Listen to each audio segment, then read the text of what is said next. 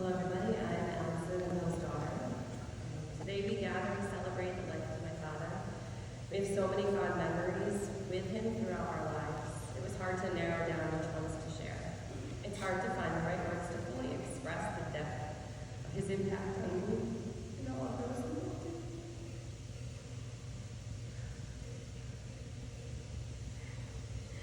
When I think back to my childhood, through all the different activities, sports, school events, the prominent aspect for me is that my parents were always present.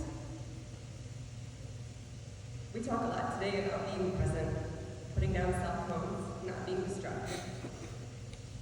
At cross-country meets and softball games and concerts, more than anything, my dad was present. And knowing that he was there for me unconditionally, regardless of the outcome, meant the world. He attended every sporting event that we were part of, no matter how early the mornings or how late the nights. He was always there, cheering us on with the same enthusiasm, as if it were the most important event in the world. We never had to wonder if he would be there, because he always was. He and Mom would drive hours when Jeff and I ran in college, only to see us run up one time in a cross-country race. I carry this idea with me and my own children, and I absolutely hate it when Jim and I have to split sport events. My dad was one of the most selfless people I've ever known. His kindness knew no bounds, and it was evident in everything he did. He was always there for others, whether it was offering a helping hand, lending a listening ear, or simply being present. To him, it was the little things, putting someone else's needs first, lifting up those around him that made life meaningful. He was a man who found peace and joy in nature. My dad loved the outdoors, and his connection with the natural world was truly special. Whether it was paddling by a serene lake, hiking through the woods, snowshoeing across the snowy landscape, he felt at home in nature's embrace. Some of my fondest memories are of hiking and snowshoeing with my dad. I'm grateful for the one-on-one time I was able to spend with him when Jeff and Chris were in college and out of the house, and I got to be the only child. Dad and I would go off and hike various high peaks of the Adirondack Mountains and spend time together. The benefits of being the baby of the family. The memories continued as an adult when we continued to spend time outdoors together. I remember a frigid day near Keene Valley, snowshoeing on Woodman's Nose and Pittsburgh, and many other trips. And during those trips, we didn't talk a great deal, mostly just enjoying the quiet and tranquility. Those times helped build a love for nature in me.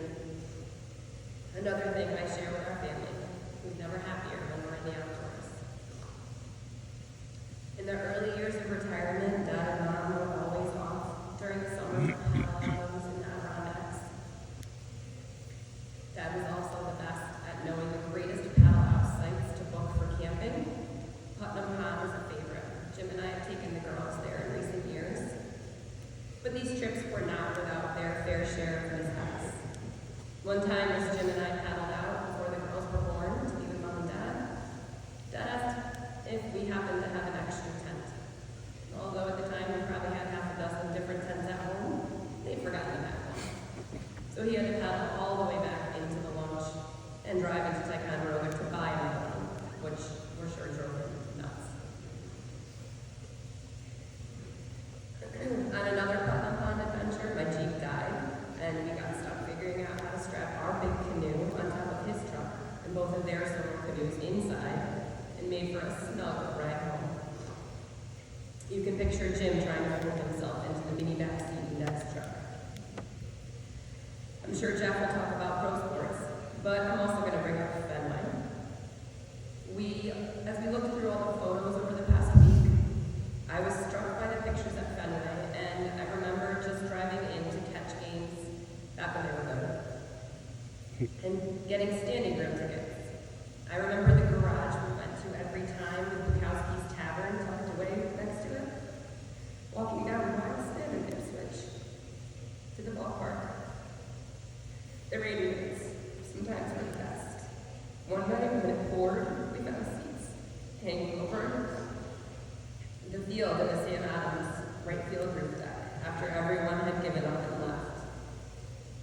And in recent years, we would go to Polar Park in Worcester to watch the Blue Sox.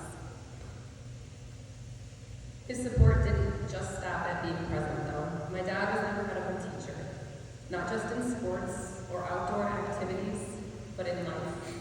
He was a gentleman. He was kind and courtly, and at times a little old-fashioned. And if you ever caught him cursing, you knew things had gone really wrong. He taught us the value of hard work, particularly as he trained for marathons and triathlons.